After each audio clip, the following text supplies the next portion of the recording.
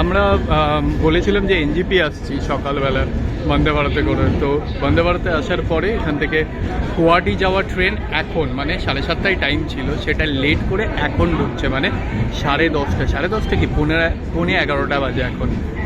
এই দেখো আমাদের এটা হচ্ছে weekly express Bangalore to Guwahati.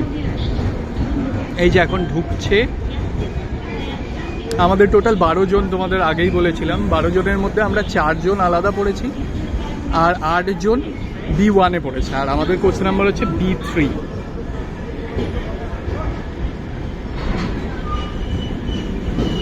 এই যে অলরেডি B5 B3 একটু আগে পড়লো, ঠিক আছে।